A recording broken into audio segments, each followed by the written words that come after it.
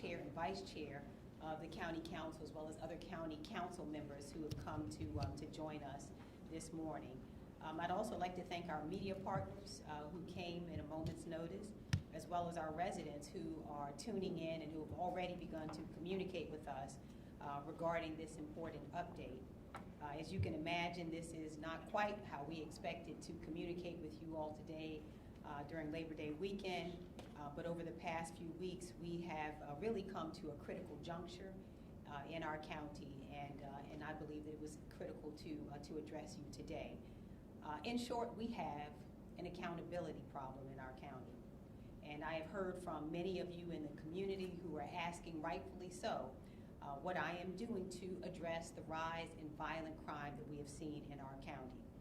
Again, it is a reasonable question, but to be clear, I want everyone to understand that I control one part of this system, and I will discuss what we are doing as a government to address the part of the criminal justice system that we do oversee, and I'll explain the basics. The criminal justice system is made of the police, who make arrests, the prosecutor, who is the gatekeeper for the criminal justice system to determine who to hold accountable and what to charge, and then we have the courts that in many instances will make the final determination on accountability. So in short, there is a whole system at play, which starts with the police and ends with the courts and prosecution. And what's clear to us, and I know that I don't speak rocket science, it ought to be clear to everyone, something is not working. The chief will talk about this shortly, but we are arresting and re-arresting the same children and adults who are committing crimes in our community. For example, we have 61 adult carjacking arrests that we have made so far this year. Of those, 45 have prior arrest and 40 have a prior arrest for a crime of violence or firearm possession, and 9 have prior arrest for carjackings. We've seen a wave of crime this summer across the region and here in Prince George's County, and you should know, and I believe that this is absolutely astounding, that August was the single deadliest month in Prince George's County's history. We have had over 350 carjackings this year, which represents a 52% increase over just last year. And just to give you context for that number, we had 91 carjackings in 2019. And so we have seen that number escalate every single year until we are at a point now where we have 350 this year. We're finding that each year, not only do we have more carjackings, but each year we're also arresting more juveniles. So it's clear that the problem is what happens after the arrest, or in our case, what doesn't happen. Over the past year, I have held, for all of you, multiple press conferences and even held a crime summit in April and promised to put the entire force of this government behind this issue. I promised that we would put forward every resource that we had to combat the rise in violent crime and invest in our youth who deserve to be protected. I promised that every child who applied for a job would get one this summer through our Summer Youth Enrichment Program, and we did just that. We employed over 6,000 youth between the ages of 16 and 22 just this summer.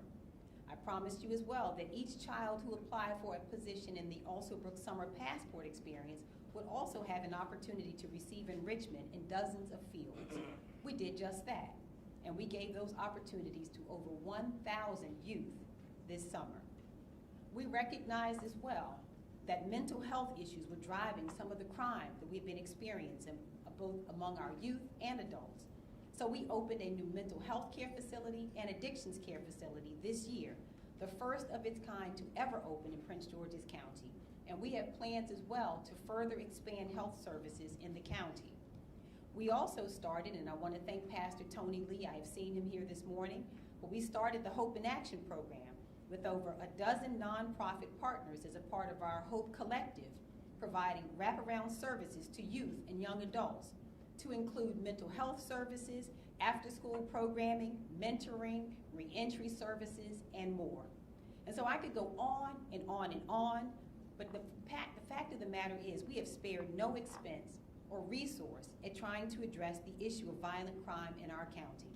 And in fact, we've seen some progress in our efforts, Before August came, we were down 30% in homicides in Prince George's County, 30%. And even with the horrible month that we had in August, we are still down 15% in terms of where we were last year. But the truth of the matter is we are still seeing concerning levels of crime. And far too often, we're seeing that many of the carjackings that we have experienced in our community are being perpetrated by children. Juvenile arrests have more than doubled from this time last year. Our officers have arrested an eye-popping 430 kids. Of the 84 juveniles arrested for carjacking so far this year, 55 of those juveniles have prior offenses. 34 had prior gun or violent crimes, and a half of all of those kids who we have arrested for carjackings were under 15 years old. Now, we can sit here and we can talk statistics all day long, but I want to reiterate that these are children committing these crimes, targeting other children and targeting adults. Armed and dangerous children. Those are two very, very difficult words for me to even put together. Armed and dangerous children. Over the past year, every time that I've promised to put every government resource that we've had behind this issue to help our kids, I have also reinforced the fact that it is no different today, and that is that the government alone cannot solve this problem. We need every piece of our system working together to include our community. So today, I am going to just put it very bluntly. Somebody has got to take responsibility for these armed and dangerous children, and it is not just the police and not just the government. Just bluntly put. We have children who are out in our communities at 3 and 4 o'clock a.m. committing these crimes. No summer job or government program is going to help that. I get the question asked all the time, well, what are you going to do? But if you're out at 3 and 4 o'clock in the morning at 14, carjacking and committing armed robberies, that is not a fact that the resources are not there. So we can't continue to throw resources to fix that kind of problem. But at this point, these kids don't just need a hug, they also need to be held accountable. I know this isn't the popular thing to say, but the truth of the matter is, it's a fair question. Where are their parents? Where are the aunties? Where are the uncles and other family members who are responsible for them? We have thrown government resources at this matter, and we'll be continuing to do so. But we're also requesting an emergency meeting with the Department of Juvenile Services and continuing to work collaboratively with the court system to understand how these kids are being held accountable. But hear me when I say, they must be held accountable. As county executive, it is my job to create and fund programs that we've created to tackle this issue. It's also my job to fund the police department and ensure that they are doing their jobs well. But we would also like for the courts, for the Department of Juvenile Services, to release to the public their numbers on outstanding cases and dispositions. We'd like the prosecutor's office to release its pending cases and dispositions. And we want the police department to publish as well its arrest numbers on a public dashboard. We need our entire criminal justice system to act in full public transparency so that we can tackle this issue together. In the meantime, I think it's critical that we have a cooling off period. So we will begin enforcing an existing curfew law that will begin to take effect this upcoming weekend for at least the next 30 days. That means that unless an exception applies, youth under the age of 17 must be at home between the hours of 10 p.m. and 5 a.m. Sunday through Thursday, and 11:59 and 5 a.m. Fridays and Saturdays. And otherwise, they must be accompanied by an adult. There are several steps of enforcement, beginning with a warning and a parent or guardian who is not notified. And if a parent doesn't respond or fails to respond regarding their child, the child will be released to social services. Parents and owners of establishments who allow youth to remain on premises during times where they should be at home will face fines including $50 for a first offense, $100 for a second offense, and $250 for subsequent offenses. And this is all in the law. This is not something that I am making up. This is all current Maryland law. Simply put, the enforcement of this law is to protect our children. Children 17 years old and younger are not legally responsible for themselves. Neither are police. Their parents are responsible and their families are responsible for keeping them safe. We need everyone working to protect our children. We can make an arrest, and make arrest after arrest after arrest, but after that, it's out of the police department's hand. Again, where are the parents of kids who are out carjacking at 3 a.m. in the morning? And let me be clear, the government is doing its part and will continue to do so, and we will spare no resource in terms of combating violent crime. Chief Aziz will talk a bit more about the efforts of our police department to combat crime. And again, we could continue to spend resources on this issue, but until people start being held accountable, we're not going to fully be able to tackle this issue in our community. We need everyone to step up and do their part. And again, we don't need just hugs, just warnings, but the people who are committing these acts of violence in our community now need to be held accountable, and face consequences for absolutely terrorizing our community. With that, I'd like to turn things over to Chief Aziz. I have a question because Sir, excuse me, this press conference is not concluded. We will allow the chief to speak first. Questions will be taken at the end. Okay. Go ahead, Chief.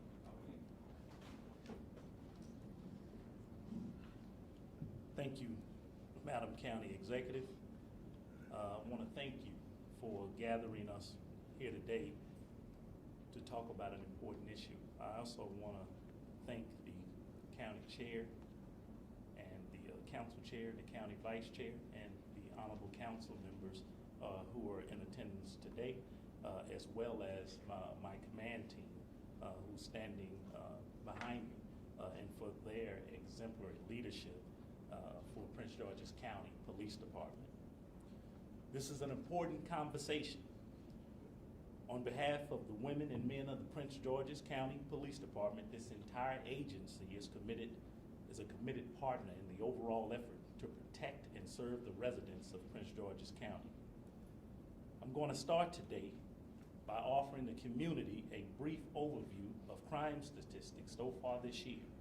We are coming out of a particularly challenging month of August in terms of homicides.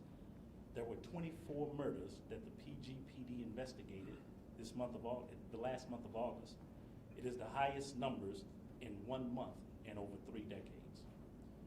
That number is simply unacceptable. There are 24 people who will not come home to their families, leaving 24 families shattered, devastated. Of those 24 murders, we've solved 13, and we seek the community support in solving the remainder of all homicides that have occurred in this county. So far this year, PGPD has investigated 80 murders. Despite the recent troubling increase, last year at this time, there were 89 murders. In terms of non-fatal shootings so far this year, PGPD, we are investigating 211 contact or non-fatal shootings. That is where a victim has survived his or her injuries. And last year, there were 209 at this time. That's over 400 shootings that have happened in our county in a year and 9 months. The Prince George's County Police Department and its dedicated officers are working around the clock to stem this tide of violence. At the end of August, our officers and detectives have recovered 1,169 guns. That's more than 150 additional guns recovered from this time last year. We've arrested 833 individuals for gun-related offenses this year alone. That's 833. 126 adults have been arrested in 2022 for gun possession and have more than 1 gun arrest. 15 of these adults have 3 gun charges. In 2021, there were 941 arrests. In 2020, there were 963 arrests. That's over 2,700 arrests for illegal gun possession in this county. These individuals should not be allowed to continue to reoffend and further victimize our residents, oftentimes using unserialized guns. The magnitude of that problem, in 2016 alone, we found one unserialized weapon, what you know as ghost guns. In 2017, there were only 4. 2018, 17. 2019, 27. 2020, 164. 21, 252. And so far this year, with 4 months remaining, that's 237. Carjackings are another area of concern. In 2019, there were 91 carjackings. In 2020, 262. 2021, 391. So far this year, there have been 355 reported carjackings. That's up more than 40% from last year. So far in 2022, our carjacking interdiction unit has arrested 61 adults, and 45 have had prior arrests, and 9 have had prior arrests for carjacking. Our officers have arrested 84 juveniles for carjackings. That's juveniles carjacking, taking a weapon and putting it to someone and taking their vehicle. 55 of those juveniles have prior arrests. 34 have a prior arrest for violent crimes. Again, juveniles, like adults, need to truly be held accountable so that they cannot continue to victimize our residents. Crimes committed by juveniles are on the rise in Prince George's County. You've heard Madam County Executive give those numbers. This agency has made 438 juvenile arrests already this year. That's a significant jump from 207 juvenile arrests in 2021. 8 juveniles have been charged with homicides. What's also deeply troubling are the numbers of juveniles we are repeatedly arresting. Here are just a few stats to paint that picture. 15 juveniles arrested in 2022 for gun possession have been arrested for guns in the past. 3 of them have been arrested for carrying guns 4 times. 3 of them have been arrested 3 times. The other 9, twice. I must say that the vast numbers of juveniles are out doing the right thing and living a meaningful and positive life in Prince George's County. These are the outliers that are causing our residents to fear so much crime in our own neighborhoods. Those numbers involving juveniles are shocking. They're shocking to me. They certainly are shocking to our community. They should be shocking to everyone who hears them. The PGPD is committed to working with the community, our county executive, and our dedicated team, along with county agencies, to hold these juveniles accountable, or anyone who is committing an offense within the boundaries of Prince George's County.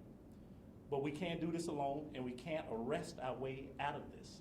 We tried that once upon a time. So we need a total solution. We all collectively support the vast majorities of juveniles in this county, again, who are doing the right thing every day. And we are equally committed to holding those accountable who commit the most violent of crimes, holding them accountable so they don't have the opportunity to reoffend, commit another crime. Before I wrap up, I'd like to provide a brief overview of the 4 homicides that occurred in our investigative jurisdiction this weekend.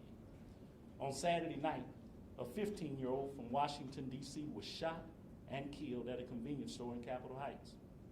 There were a total of 4 people shot during that incident, to include another 15-year-old who is in critical condition at this very moment, fighting for their life. 2 adults were also shot. Their injuries aren't considered life-threatening. Our homicide unit is actively working to identify the 2 shooters. At this point, this does not appear to be a robbery attempt or a random incident.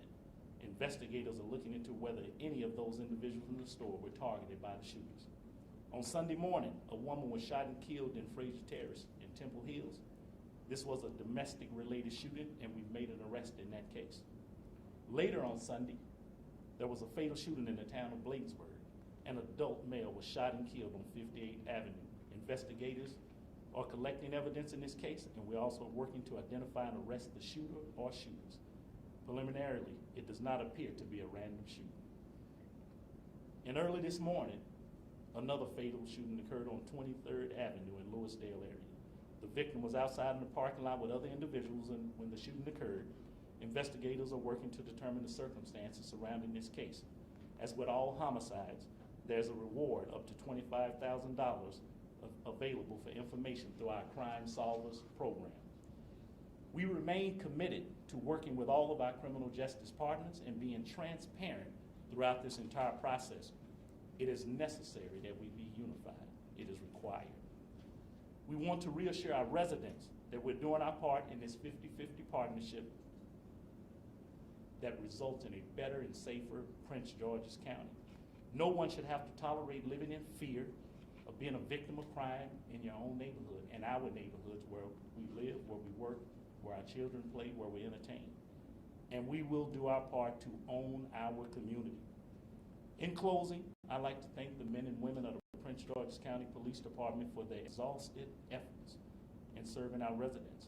I know how hard you are all working and your efforts are commendable. I also would like to thank our community partners, such as Pastor Lee to my right for the Hope Collective, for doing the things in our community that are necessary and stepping up. We stand ready to partner with anyone in any positive effort to protect all Prince Georgians. I stand with you. Thank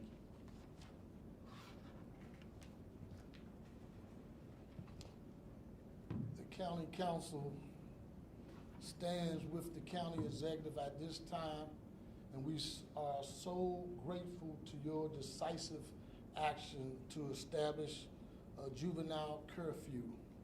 That's where my comments end for what was prepared for me.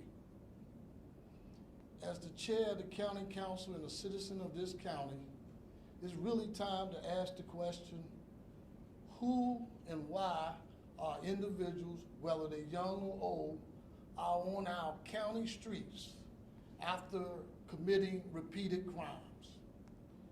There's a police reform going throughout this country and in this county. The men and women of the Prince George's County Police Department are putting their lives on the line each and every day to ensure our streets are safe. Whether it's our courts, whether it's our state's attorney, whether it's the county council, whether it's the county executive, someone has to ask the question, who is allowing these individuals to return to our street? Yes, we can say little Johnny and little Lisa are so nice, but if they're perpetrating crimes that are impacting the community we have to live in, enough is enough. To my colleagues in the judicial branch, I want you to understand one thing. Our county charter allows this county council to have oversight powers, and we are going to exercise those powers to get to the bottom of what's going on. And to some of you judges who are letting these individuals out, you're going to have to deal with this county council, because we don't want you presiding over those kind of cases that are putting perpetrators on the street that are increasing the crime in our community. I stand as the chair of the county council. I'm Calvin Hawkins, and I support what I just said. Thank you. All right, so at this point, we will take questions from members of the press. Go ahead, Steph. For the county executive, please, what evidence are you basing this curfew on? Well, you know, we just outlined for you that, for example, this was the single deadliest August in the county's history.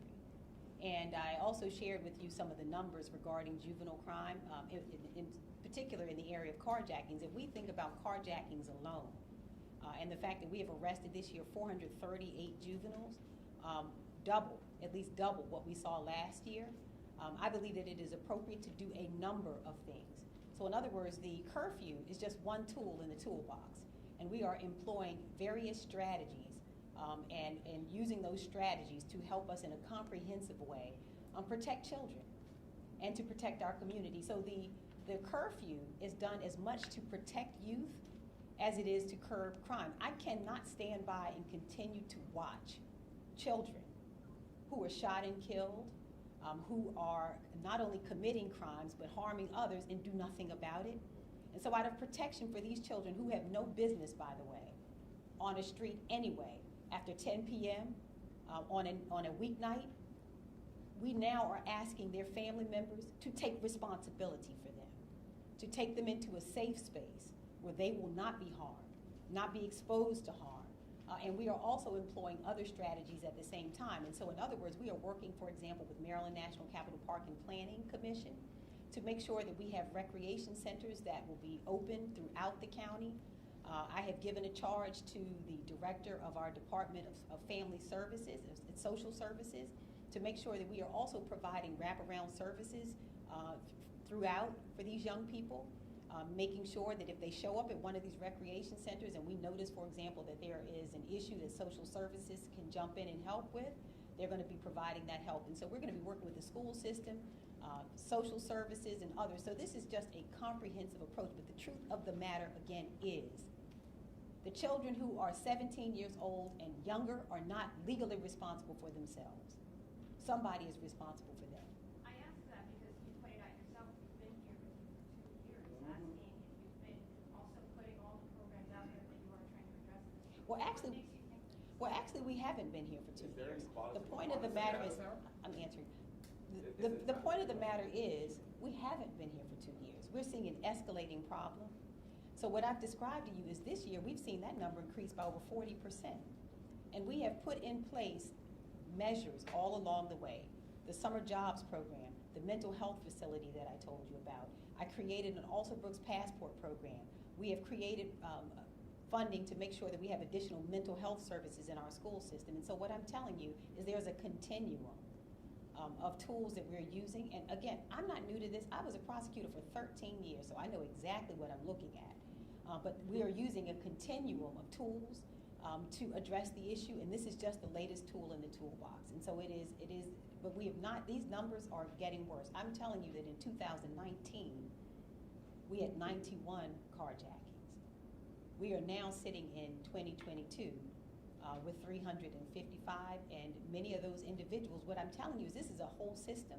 The government is doing what it can, but you can't arrest and release and have these young people back out into our community and have them be safe, and to have the people who are experiencing these crimes be safe. And so And we're. This emergency meeting with DJS, why wasn't this requested earlier? Oh, I have met with DJS. So Yes. the emergency meeting, what was the last meeting? Well, you know what? So the last meeting we had was a few months ago. Barry Stanton can tell us when that. We've been in conversation with them, and what I heard was that we saw some improvement, and now we're seeing it go backwards.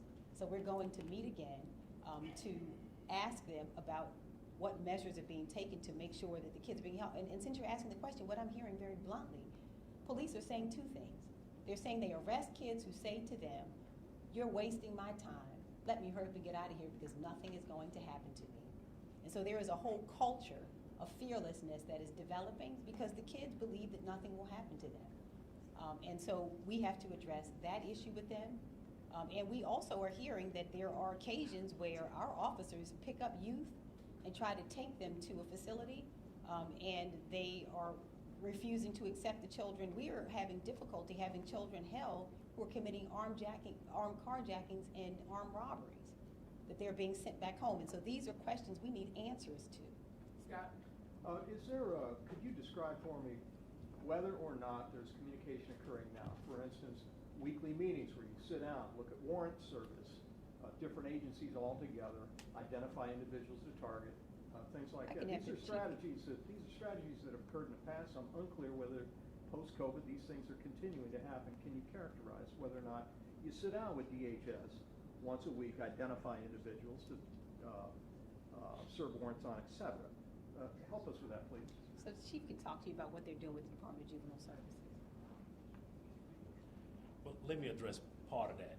Yes, we have had regular meetings. My staff, who you see behind me, they have regular conversations dealing with these issues almost daily, certainly weekly, talking about the issues that have compounded or compressed us into inaction in a broken system. And we're only one equation, one input of that. So many months ago, going as far back when we identified this problem here, as far back as May of 2021. Subsequently, after that, DCOA, Mr. Stanton, who's sitting here to my right, and the county executive pushed for meetings to happen. Those were the first meetings that had occurred in many, many, many years, is what I understand. And from that point on, we've worked to address those specific issues that have been problematic for our officers who are making arrests and going through the system. And then what they're seeing is the frustration. After that, they're still working because we have professionals who are trying to deliver a professional police service, and they're increasingly becoming frustrated because they call it catch and release. You heard the county executive, she said arrest and release. These repeated offenders that many of my guys know by name, they know who they are, not even here, across the line in other jurisdictions, that this is well known to us. And only so long can you have police going through a system where they continually arrest and bring people back around in a circle to release, to further victimize residents of our county. So we are working, and we are continuously working, and we call on these in a unified way internally, from my office up to the DCAO, all the way up to the CEO and the county executive. Has the pendulum swung too far? We're dealing with post-COVID police reform, an emphasis on decriminalizing juvenile behavior in schools, the school-to-prison pipeline. All of these things are happening, and you have these numbers now. Has the pendulum swung too far? Well, you're asking a police chief, has a pendulum swung too far? I'm standing here talking to you right now. Of course it has to me, that we are over where we need to be. We need to address it in a unified way, in a way that we are partners and that we are equal and that we are transparent with what we are doing in the system. Too often, the police are the directed of all criminal issues. It starts with us and stops with us. That's too much TV. That's movie time. The reality of that is we have issues that are going. Police officers are doing their part to make sure that our county is safe. We pass the baton in those systems, but the equal amount, equal measure of transparency and accountability does not seem to come to the officers that I hear from, who tell me this every single chance that they get in roll calls. What are we doing? Will they be held accountable? What happened with this case? We didn't know about it. It got dismissed. I was over here. All of these questions come to me as if we are the starting and ending point of this criminal justice system. So you're asking me, have the pendulum swung too far? I may differ from my colleagues or my peers, but I believe that we are across that point, and we need to do something to bring it the other way, because our residents do not want to tolerate crime. They do not want to be victims. I've been out on community walks. I was out with a walk with the vice chair here, and people at that march said, I'm afraid to go get gas. I'm afraid to go to the convenience store. So if you're asking me if the pendulum has swung too far, maybe you should ask them if the pendulum has swung too far. I believe they would agree with me. Brad. Are you guys specifically calling out the philosophy of State's Attorney Braveboy of Judge Kelo? Is that what you're talking about here today? Why are they not here? I don't know what the philosophy is, but what I can tell you is, and again, this is something that has to happen collaboratively. What I'm saying to you is it's an all-system. It has to be an all-system solution.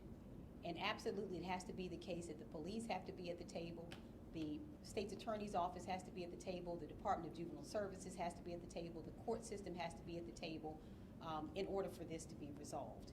And that's what we're saying, is that it has to be a collaborative effort. We are making the arrests, and I think the public has to understand that. And we are, again, we're working based on numbers. This is data that tells us everything we need to know about this picture, that we are, again, arresting X number of individuals, and many of those individuals do have prior offenses. Denise? Yes, thank you.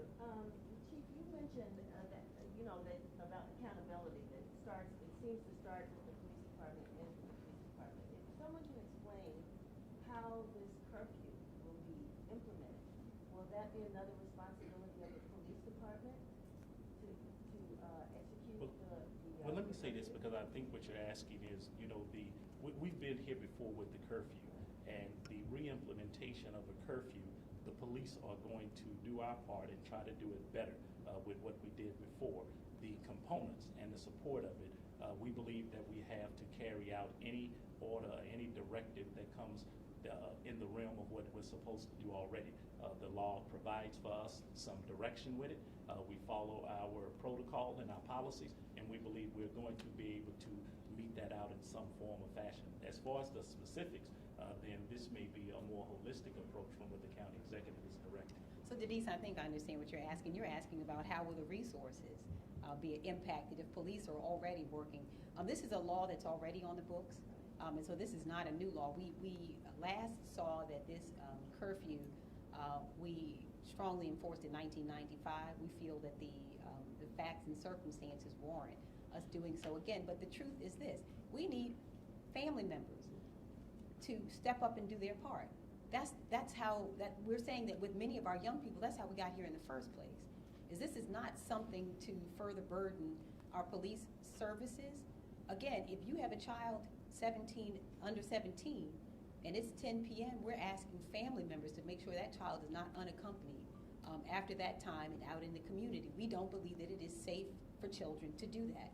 We want to provide better protection for these children, and the people that we are asking to protect children are their families. That's who has the best ability to protect them. Yeah.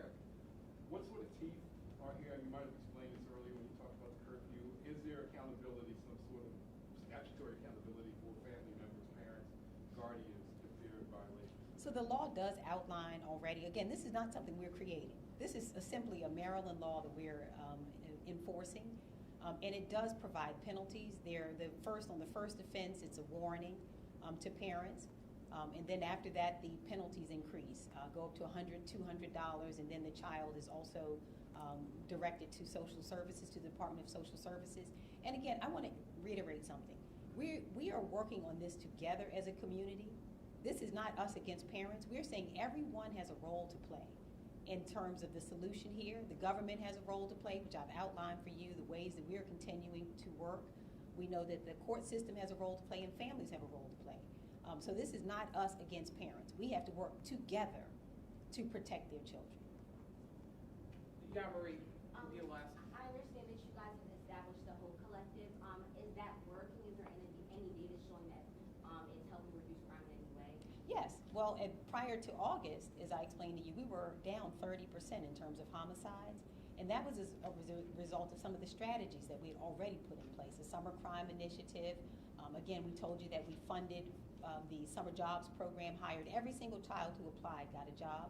We've been working on some mental health, providing additional mental health services. We now open that new mental health and addictions care facility, which, by the way, provides even urgent care and emergency services for children as young as 4 years old, who you can bring in. So we have seen some results, but what we're seeing is that some of the other areas, especially those areas involving youth and adults, that we still have room. And so that's the reason that we are, again, making sure that we're not letting up, and we are using every tool available to us to attack the problem. That's it. Thank you. Mr. Hawkins. Oh, that was a bullshit Mr. Hawkins, ass, you used press some conference. What are you talking about? Say that again. You used some very strong language about holding people accountable. Who were You you asked talking the So about? she's just question gonna leave it out about there, the just state's not saying attorney and anything judge. different. Can you go for the mic, sir? You asked the question about the state's attorney and judge, the judge you And why she named. isn't here. I tell you, my answer is affirmative. Yes, that's who I was speaking about. Is that why she's not here? The state's attorney? County Executive Alsobrooks, for a while you saying that you were able to reduce crime as the state's attorney. How come you haven't been able to do it now? You can Not the smell. state's attorney. I know, and that's exactly what you'll use in order to get reelected. So, what are your policies? What are you actually going to do to help the people in this county who are grieving, who are tired of no BS? Because I can tell you right now, I don't. now you're being disorderly. I'm not being disorderly. I have to raise my voice because y'all haven't been able to talk to me. I don't walk out on my own.